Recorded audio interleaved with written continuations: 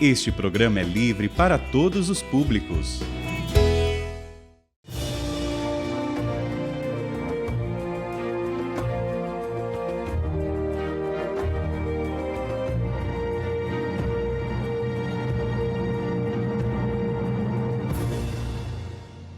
Olá, irmãos. Então, depois de nós termos gravado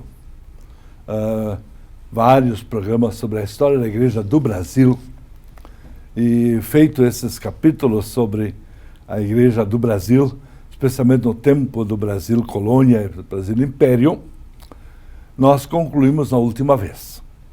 Agora eu vou acrescentar ainda alguns programas sobre a história da Igreja do Rio Grande do Sul.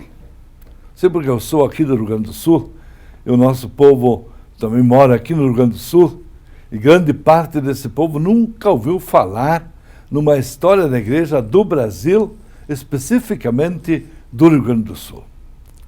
Para nós entendermos essa questão do Rio Grande do Sul, é importante que se diga que, na ocasião em que a América foi descoberta, 1492,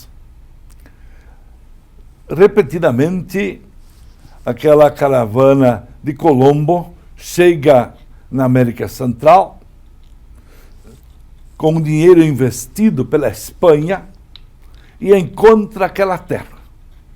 A notícia é levada para a Espanha, que se alegra muito, mas também não demais, porque a Espanha sabe que o Papa já tinha dado o direito sobre as terras a serem descobertas ao rei de Portugal. Então o Papa recebe a notícia. O Papa da época, Alexandre VI, é um espanhol da família Borja, recebe a notícia da descoberta de novas terras, reúne os seus sábios, os seus colaboradores, os geógrafos, e eles vão preparando um documento sobre as terras descobertas e as terras ainda a serem descobertas.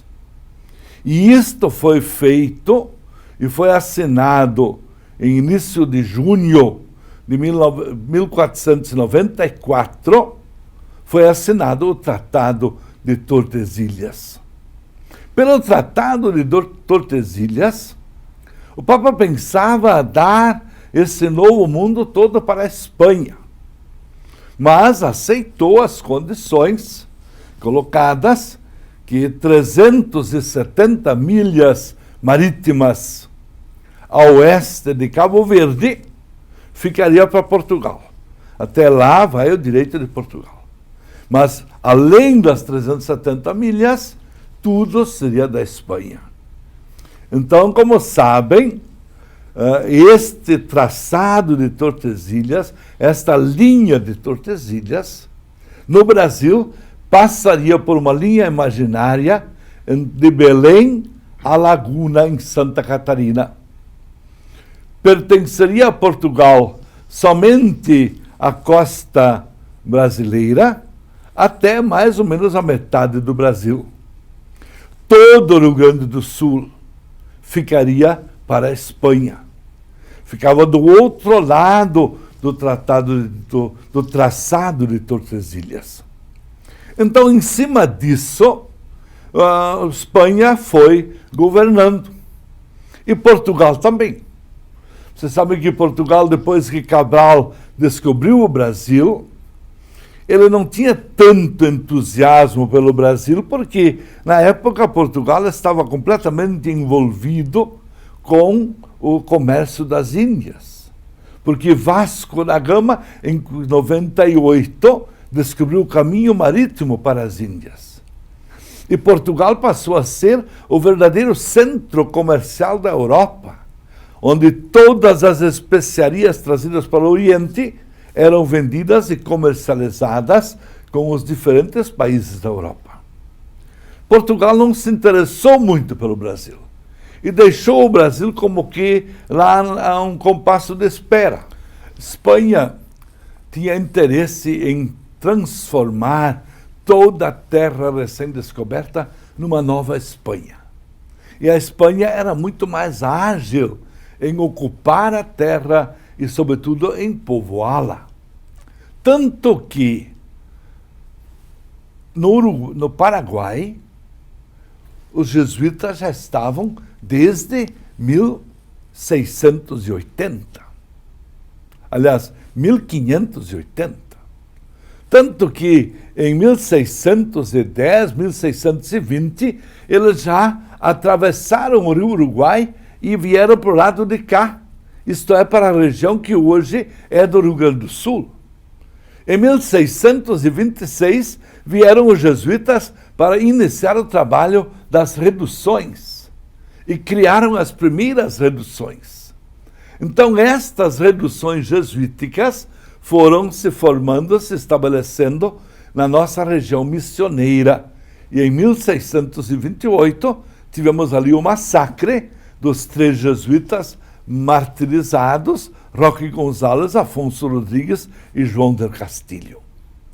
Enquanto isso, Portugal governava o Brasil à distância, tinha já um bispado em Salvador desde 1551, mas o segundo bispado foi criado apenas em 1676. E quando o Papa Inocêncio XI criou o arcebispado da Bahia e, ao mesmo tempo, criou a diocese do Rio de Janeiro e a diocese de Olinda Recife, quando ele descreve a nova diocese de São Sebastião do Rio de Janeiro, o Papa coloca que os limites ao sul desta diocese iriam até o Rio da Prata, margem esquerda do Rio da Prata. Com isto, o rei de Portugal imediatamente entendeu que todas as terras que ficassem ao sul do Rio de Janeiro até o Rio da Prata seriam de Portugal. E mais do que depressa, em apenas 4 anos, já em 1680, Portugal estava inaugurando a colônia dos Sacramentos, no extremo sul do atual Uruguai, lá onde hoje está a cidadezinha de Colônia. Lá ele colocou uma fortaleza, uma grande fortaleza, um quartel militar, chamado Colônia dos Sacramentos, com 300 oficiais, quase 1000 soldados, muita gente, muitos capelães, uma grande vida na Colônia dos Sacramentos. E agora tratava-se de levar alimento para esta gente. Levar do Rio de Janeiro até a Colônia dos Sacramentos era normalmente uma viagem de barco de 3 a 4 dias.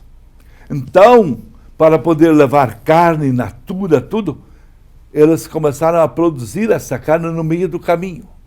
E fundaram a cidade de Laguna. Laguna era para ser um entreposto de mantimentos para levar e suprir a Colônia dos Sacramentos. Então, em 1687, foi criada Laguna, como cidade e, sobretudo, como entreposto de alimentos. Tratava-se agora de ocupar esta terra, de Laguna até o extremo sul, até a Colônia dos Sacramentos. Este era o desafio. Abrem, então, um caminho por terra, saindo de Laguna, passando por Lages. Depois de Lages, atravessaram o rio Pelotas, chegando a Vacaria. Por que Vacaria? Porque o atual estado do Rio Grande do Sul era uma imensa vacaria. Havia gado em abundância, resquícios ainda do tempo dos jesuítas, da fundação das reduções jesuíticas. Então, em toda parte, muito, muito gado. E o povo chegava à vacaria, mas eles queriam ir até a Colônia dos Sacramentos por terra. Seguiram, então, por São Francisco de Paula, descendo pelo Cantagalo até Santo Antônio, e dali até os Campos de Viamão. Então, nós percebemos como imediatamente foram criadas estas pequenas referências portuguesas. Vacaria, São Francisco de Paula, Santo Antônio da Guarda Velha e Viamão. Depois de Viamão, seguiam até a Coroa dos Sacramentos. Em torno de 1715, os portugueses também começaram a entrar pelo rio Tramandaí, fundando imediatamente lá junto à foz do Tramandaí, a cidade, o lugar chamado Nossa Senhora da Conceição do Arroio, hoje Osório, e mais adiante Santo Antônio da Guarda Velha. O rei de Portugal queria que essa região toda fosse habitada. Então ele pega toda essa terra que ficava naquilo que já chamavam de continente de São Pedro, transformou isso tudo em Sesmarias. Isto é, Sesmaria é uma porção de terra grande, 6 quilômetros em quadro, 6 de frente por 6 de fundo, ao todo 3.600 hectares. Então, cada colono que quisesse vir aqui morar nessa terra tinha direito a receber 3.600 hectares. Portanto, o Rio Grande nasceu latifundiário. E isto foi bem no começo do século XVIII, em torno de 1715 até 1730, 30 e pouco. Assim nós temos o começo da nossa colonização numa terra de latifúndios. Recebam todos a bênção de Deus Todo-Poderoso, Pai, Filho e Espírito Santo. Amém.